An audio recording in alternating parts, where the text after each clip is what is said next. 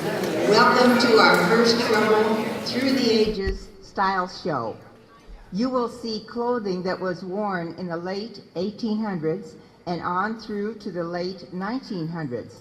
To give our models time to change, we will also reflect on early business ventures, inventions, and advances in travel. An interesting fact is the growth of the American population based on the decade census figures that were released by the United States government.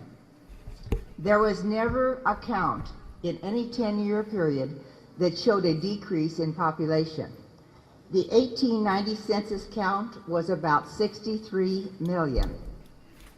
That figure doubled in 50 years by 1940. And today there are approximately 5 times as many people. In 2006, the population count revealed over 300 million persons living in the United States. Paul Hesh, the father of Eunice Hesh O'Donnell, wore this Army uniform during World War I. As a private in the Midwest Division, he drove trucks in Italy. Modeling the uniform today is Calvin DeVries. Sophie Askey models a circa 1920 midi blouse. A navy, red, and white skirt with kick pleats, white lace shoes, and dark stockings complete her outfit. Luke Askey wears the child's military uniform that his papa, James Askey, wore in 1941. The wooden toy gun that he carries was also one of the gifts his papa received while visiting California relatives during wartime. Paul O'Donnell took an electronics aptitude test administered by the Navy, and the Navy extended an invitation for Paul to join. He wore this uniform, modeled by Isaac Askey, while at boot camp in Great Lakes, Illinois in 1944. Also in 1944, Charles Kuhlman wore this ROTC uniform as a cadet at St. Joseph's College and Military Academy in Hays, Kansas. Many members of Charles's family did not have the opportunity to attend high school. However, his grandmother saw to it that Charles continued his education and sent him to this college prep school. Trevor DeVries models this uniform today. The 1953 Army uniform was worn during his service by LaRue Rader, who is modeling it. LaRue was drafted in 1952.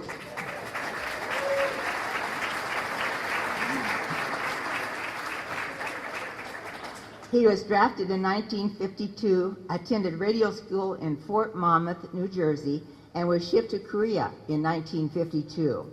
He served there until his return home in 1954. Harry Wilson was also drafted into the Army in 1952. Assigned to the 24th Division, 5th Engineers Battalion Headquarters Company, Harry helped rebuild roads and bridges destroyed by the enemy. Later, he was temporarily assigned to run rock crushers and drive trucks. He, too, returned home in 1954. Today, Harry's grandson, Cale Burr, models his uniform. Both of these uniforms were worn in the early 1960s, with Leonard being in the Army and Wyoma at Bryan School of Nursing in Lincoln.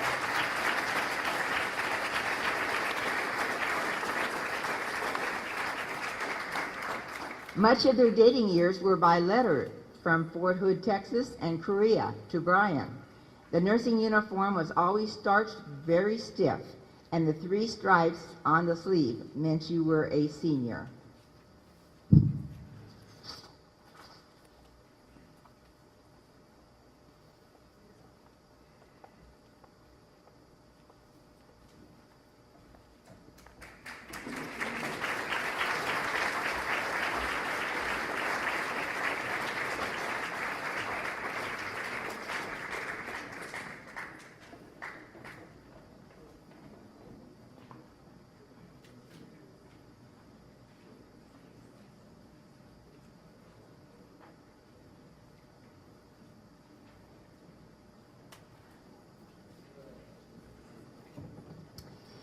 Okay, as a little break, I'm taking over narrating now, and Alicia, would you come up here, please? She thinks she knows everything that's in the narration, but she doesn't. Alicia, just on behalf of the Trumbull community, we want to give you a big thank you of appreciation for heading up this whole festival celebration, and you have just been fabulous. Thank you. She's been on the road, taking things where they needed to be, getting things, and so just a little appreciation. Thank you. I hope you don't get messed up on me. Here.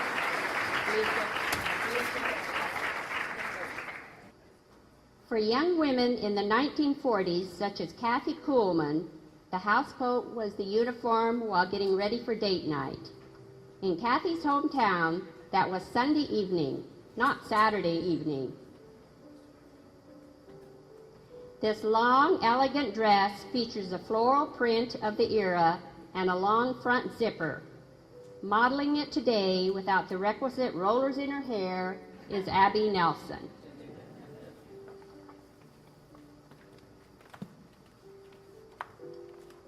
Chase DeFries wears a Cub Scout uniform belonging to Chuck O'Donnell. It dates to 1958 when Chuck was in Trumbull Pack 39, led by den mothers Elva Schultz and Nellie Olson. That year, the pack visited the Hastings Airport, Hastings Irrigation Pipe Company, and a paper factory. Scouting continued to be a strong activity for boys throughout the 1970s and 1980s. By the 1970s, a Boy Scout troop had formed. Among the leaders was Jerry Arnold, who frequently took busloads of Boy Scouts to Canada on fishing trips. The Scout uniform belongs to Charles Rader, who wore it in 1975. It is modeled by John Askey. Susan Turner wears a black plaid wool suit with velvet collar with a white shirt and a red power tie. The skirt had kick pleats. In the 1980s, women's suits were fashioned after men's wear, including silk bow ties. This suit was originally worn by Ann Hittner in the office for work in the 1986 to 1987 time frame. What a difference a few decades make. When Charlene Turner was a nurse, the uniform modeled by Lexi Hoffman was entirely white and heavily starched. In addition to white nylons and white shoes, nurses wore caps, the design of which was unique to the nursing school from which they graduated. For example, graduates of Mary Lanning School of Nursing, such as Charlene, wore organdy caps made by the late Carol Holan of Trumbull. Today, Charlene's granddaughter, Whitney Scribner, is a nurse. However, she wears colorful scrubs and tennis shoes. Gone are the caps. How have modern inventions changed our lives? Some of you may remember ice boxes, the wood cook stoves, treadle sewing machines, and carpet beaters run by human power. Farmers will recall horse-drawn machinery, the first tractors, single-row plows, and threshing machines. How about the old washboards for laundry and the party line telephone on the wall, with the central operator placing the calls? Those days are long in the past, but we reminisce about them. We gain greater appreciation for what we have today. Just in the 25 years since Trumbull's centennial, innovations continue to amaze us. High-definition televisions and game consoles, GPS systems for travel and agricultural use, pivot irrigation systems, mobile telephones, efficient electrical laundry equipment, innovative medical technology, computers, and internet are some of the advances that we truly use and appreciate. When in 1981, IBM introduced the first personal computer at a cost of $1,565, the computer became accessible to everyone. Our power sources are attempting to reduce reliance on foreign oil as well as domestic oil and coal, so we are developing solar power, nuclear power, and wind power. Heat pumps for homes and industrial use are becoming popular sources of power.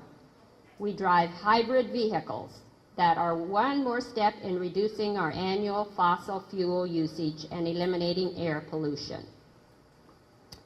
Okay, now we go to special occasions. Okay. Kathy Kuhlman's grandmother, Anna Hornsicker, was born in Austria in 1859. When at a young age, Anna's brother told her to come to America, not for your sake, but for your children's sake. At the age of 32, Anna and her husband arrived in Kansas, where they would live the rest of their lives. She probably wore this dress in the 1890s. Today it is modeled by Samantha Samuelson. The two-piece full-length navy dress has been black applied lace on the bodice. Completing the outfit is a large plumed hat. While celebrating her 70th birthday, Karen Samuelson bought this graduation dress from an antique store in Central City. According to the description, it was originally worn in 1909 by a young woman attending St. Mary's Academy in O'Neill. Today, Karen's granddaughter, Josie Samuelson, models it.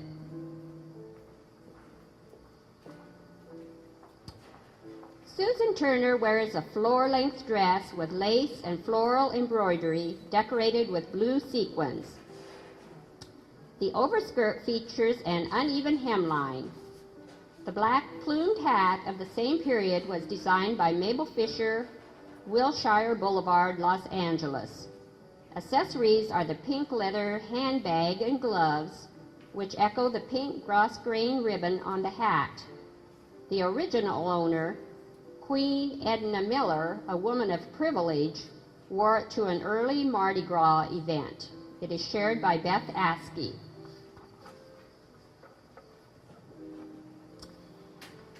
Anna Koenig Aker is believed to have worn this dress in the 1890s for her graduation from Harvard High School. The dress was among several dresses her nephew Paul Koenig and his wife Shirley found in the attic of the old homestead. Paul and Shirley were amazed at how well preserved the dresses were, considering how many years they were stored in a steamer trunk. Wearing the dress today is Tricia Schaefer. This dress, featuring cutout work on sleeves, was Anna's sister Ida Koenig's confirmation dress. Ida was born September 5, 1898, at the Koenig homestead 5 miles east of Trumbull. Kate Askey models it.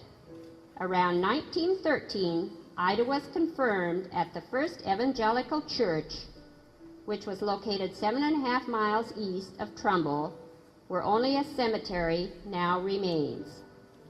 After attending Harvard High School, she attended and graduated from nurses training at Marshalltown, Iowa.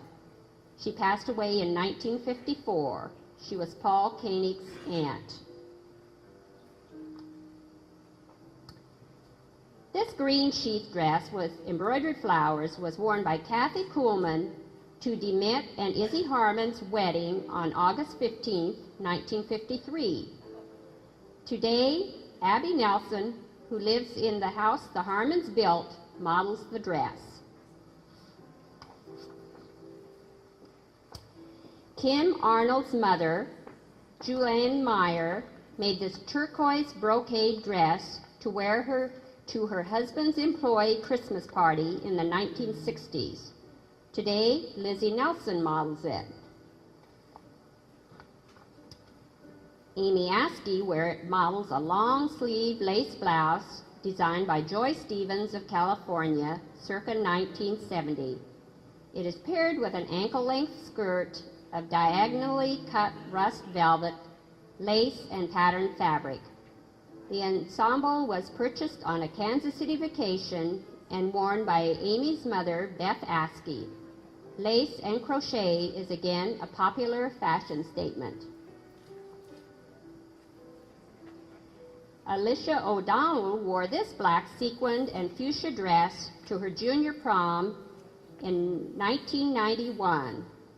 The evening's festivities included a meal at Hunan's in Hastings and a dance in the lobby of Samuelson's Equipment, which had been decorated with an Oriental theme.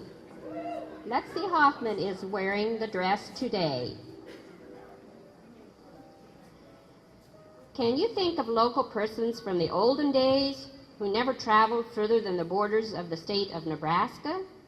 The first cross-country automobile trip started in Boston, Massachusetts on May 23, 1903, and arrived in San Francisco on August 1st. It traveled 70 days to cross the United States. If you think an airplane would have been faster, yes, it would. In 1910, the first transcontinental airplane flight left New York, made a few stops along the way, and landed in Pasadena, California.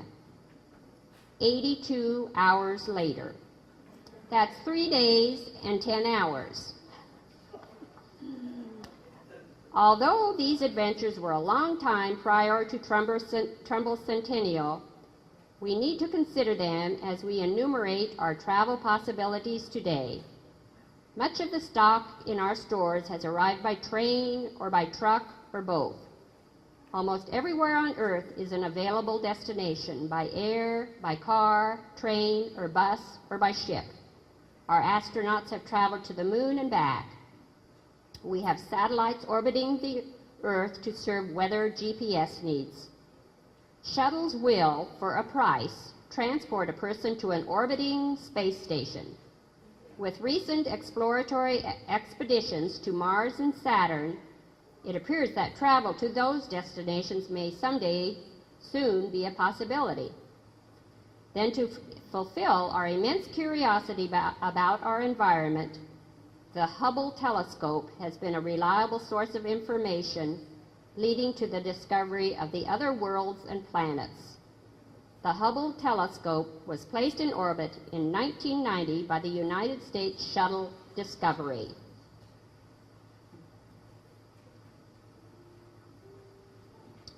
Okay, we're ready for Trumbull High School. Isaac Askey wears Bert Talbert Trumbull's community band uniform from 1905. This navy blue wool uniform was donated to the Trumbull Community Foundation by Clyde Street, Bert's grandson, in 2004. Bert played trumpet in the Trumbull Community Band and Orchestra concerts. Trumbull was a thriving town at that time. Isaac carries 2 vintage Trumbull Orchestra concert tickets, which he will sell for a hefty donation. If interested, you may choose either seat 42 or 45. Isaac Askey is 13 and will play trumpet in the Donovan Trumbull Junior High School Band this fall. The 1926 Trumbull letter sweater belonged to Glenn Rader, son of Martha and Charlie Rader. Modeling the sweater is Glenn's son, LaRue Rader. Basketball was Trumbull's top sport of that era. Trumbull emerged in the early 1940s as a basketball team to beat. DeMitt Harmon, whose grandson, Jacob Harmon, models his letter sweater, played on this 1942 team, which was 1 win away from qualifying for the state tournament. During DeMitt's senior year, 1944, Trumbull lost in the championship game at the state tournament. By the early 1950s, Trumbull finally had a 6-man football team. After a lackluster first season, the 1953 squad went undefeated. Among the players on that team were James Askey, Gary Schultz, and Dennis Turner. Today, their grandsons, Ian Askey, Tate Mazur, and Ben Turner modeled their letter attire. Ian and Tate are wearing sweaters while Ben is wearing a letter jacket. Dennis apparently wore his letter jacket as protection against the wind when the class of 1955 took a sneak trip to Chicago. Long before Congress passed Title IX legislation mandating equality for women's sports in schools and university, Trumbull High School had volleyball teams. Kate Askey models the 1950s skirted volleyball uniform worn by Glenna Brewer Bankston. This white uniform includes modest bloomers, a far cry from today's bun huggers.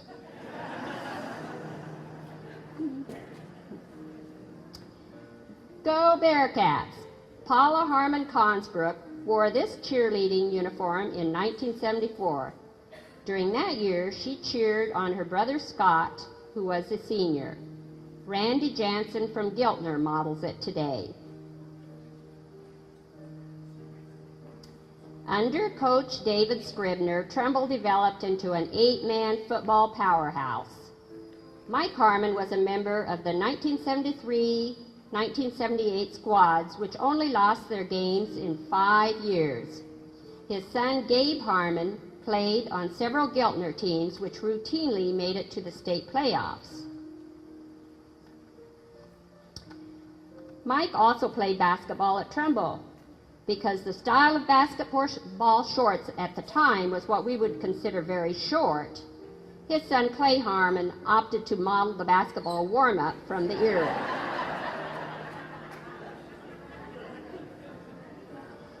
In fact, the only model willing to wear a late 1970s, early 1980s boys basketball uniform is Grant Turner.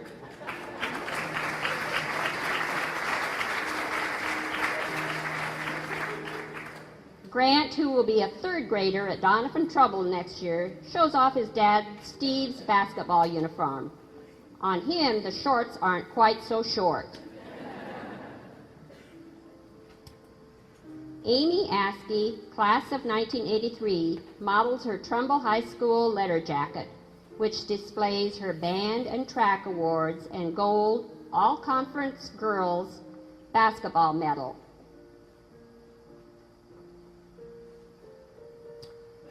Calvin DeVries models a basketball uniform from the 1990s. During this time, Trumbull's boys basketball teams performed well in one of the toughest conferences in Class D. Doug Rader, Trumbull's all-time leading scorer with 1,219 points, played for the Bearcats. And here comes the band. Hunter Ginn models a Trumbull band uniform from the late 1980s and the 1990s.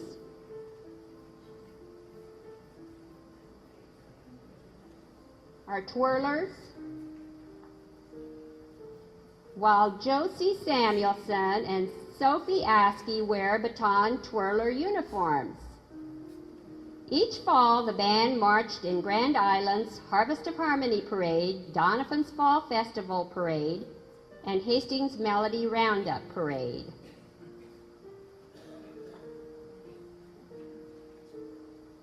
Thank you, guys.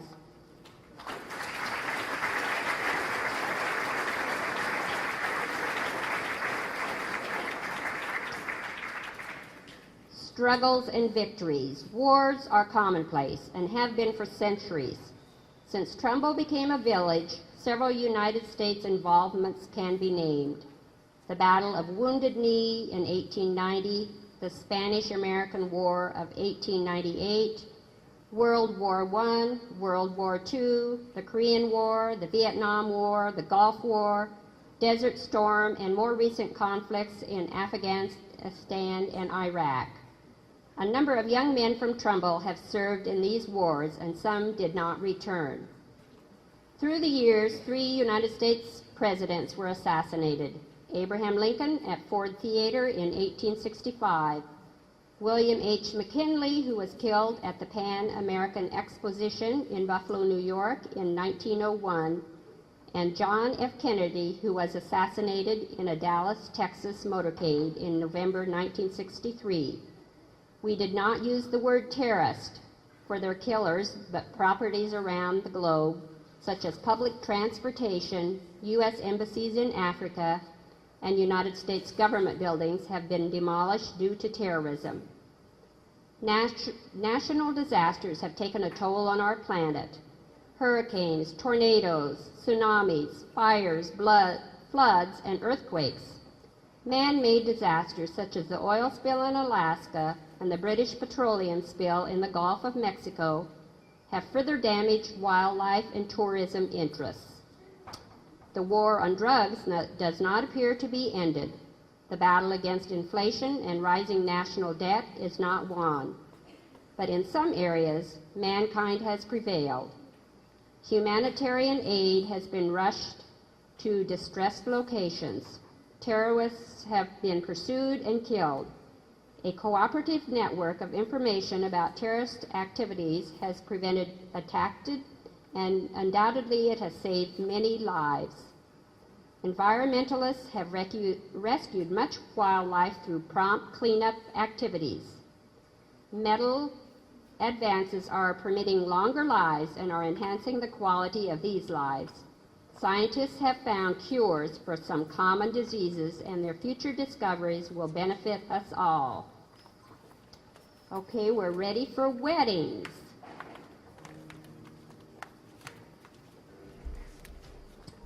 Megan DeVries and Trevor DeVries modeled their great-grandparents Henry and Louise Myers' wedding attire.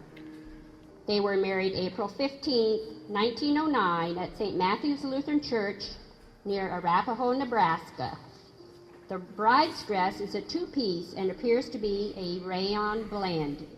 It is in good shape for being 103 years old, except for the lace becoming very fragile.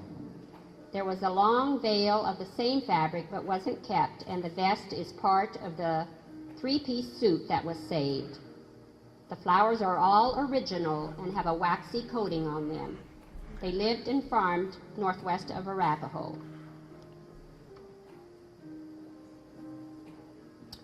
Matilda Geiger Arnold was married to Ray C. Arnold Sr. on February 22, 1924, at the home of Marie DeMeller in Hastings, Nebraska. Matilda designed and made the dress, crocheting the lace around the collar, adding the hand-hemmed sash. Her granddaughter-in-law, Kim Arnold, is wearing the dress today. Doris Rowley, mother of Charlene Turner, wore this colorful voile dress during her 1937 wedding. Today, Josie Samuelson models the beautiful dress.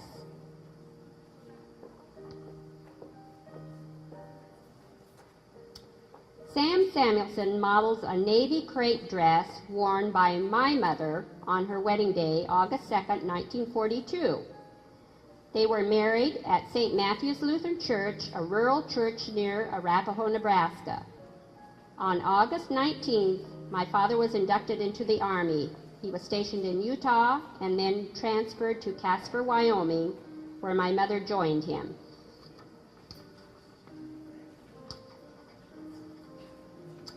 This pink taffeta dress was a flower girl dress I wore in my aunt and uncle's wedding on April 18th, 1948. The picture shows it long, but as I remember, my mother cut it off after the wedding so I would be able to wear it to church and other dress-up occasions. The wedding was at Tilden, Nebraska. Today, Briley Zabel models it. Thank you, Briley. Lois Van Boning Schaefer wore this white slipper satin gown for her marriage to Morris Schaefer. Lace borders the front of the bodice and around the waist. Pearl buttons resembling flowers trimmed the gathered front and finished with a sweetheart neckline. The back is trimmed with tiny satin-covered buttons formed like flowers. Lois purchased the gown at Swazer's in Hastings. 7 children of Lois and the late Morris graduated from Trumbull High School. Today, their great-granddaughter, Jalian Schaefer, models the gown.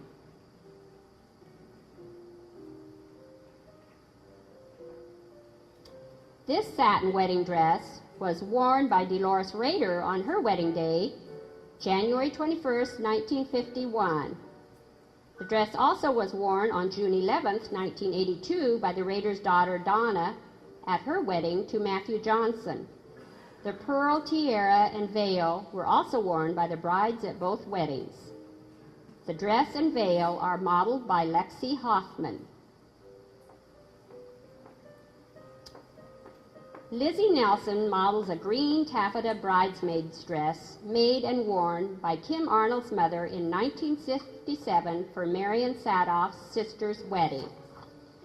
While previous generations of bridesmaids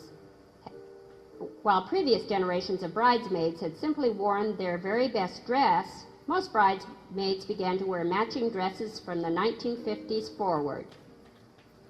Unlike many gowns of the 1980s, which featured unflattering bows and ruffles, this dress is refreshingly simple.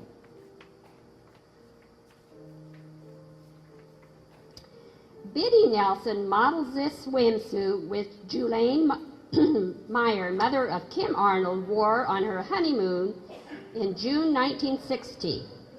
A talented seamstress, Julaine made it herself.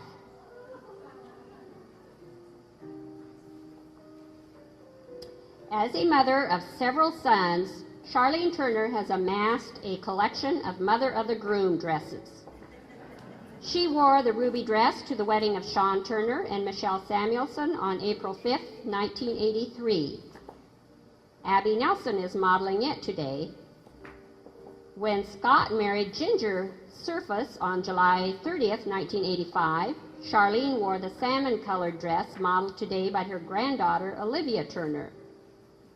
For the wedding of Steve to Susan Hamburger on November 27, 1993, Charlene wore a two-piece green outfit. Today, Pat O'Donnell is modeling it. Ann Hittner models her 1991 wedding dress. It is a Judith Ann design of ivory, floral lace embellished with silver and iridescent sequins and bugle beads. The dropped waist ankle-length dress features a scalloped hem. Amy Askey models a blush pink silk bridesmaid dress that she wore 20 years ago in her sister Ann's wedding to Robert Hittner. The long waist bodice is fully covered with iridescent and white sequins, accented with silver beads and sequins in the vine detail. The skirt with half-skirt overlay gives extra fullness below the hips. Silver pumps with a scalloped edge complete the outfit.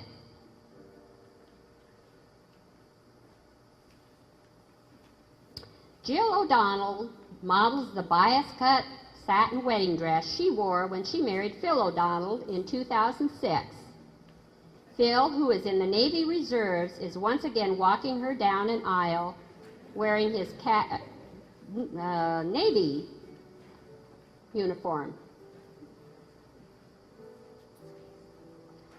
Okay, I would really like to thank all the models today who took time on a warm day to get all dressed and take part in this. I think they'll all agree it was fun after we got going to just wear some of these old things. Also want to thank Dolores for playing the piano, and a lot of the thank yous are already listed on your program. After we're all done, I want to invite everybody to the quilt room and the military room. There's 2 whole rooms of military equipment by Shirley and Paul Koenig that they have put together, and a lot to look at. After we do a little walk down through the crowd for you and back up out, I want everybody to stand, and after we're all done, and look under your chairs. There will be a couple numbers for some door prizes, actually 4. And you can come up to the 2 men's and 2 women's, and you can come up and get those. And they are courtesy of Herberger's, so we need to thank Herberger's for those. So, okay.